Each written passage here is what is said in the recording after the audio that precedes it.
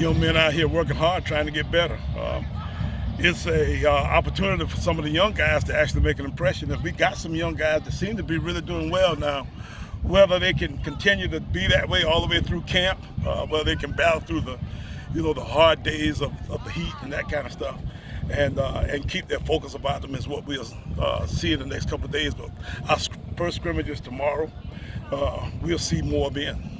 Do you sense, though, I know last year is last year, but do you sense, though, the way you guys ended with the momentum for the majority of it, except for that last game, can you see it carrying over into this year to start the training camp? We think we're a lot of years ahead of where we were at the beginning of last year now. We're not quite where we were at the end of last year. But we feel good about the fact that our guys have some confidence in the fact that they could be successful. Now, we just got to put the pieces together, as they lay now.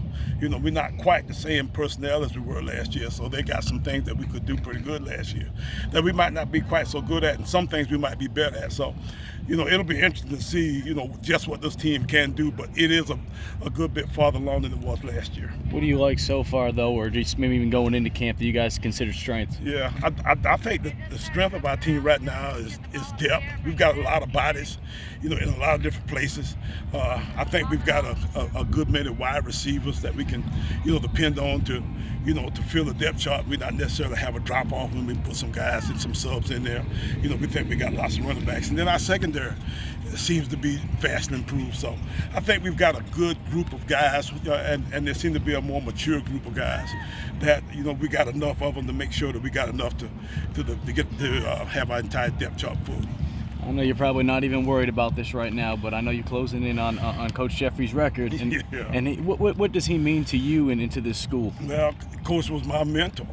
My dad died when I first started coaching, and he is about as close to anybody, in that regard as anybody that's been in my life since then. So, we've been in communication for a lot of years about a lot of different things, and there isn't a whole lot that goes on in my life that he hadn't had some kind of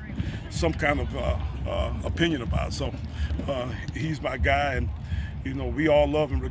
He'll always be the greatest at South Carolina State, regardless of what happens with Buddy Pough.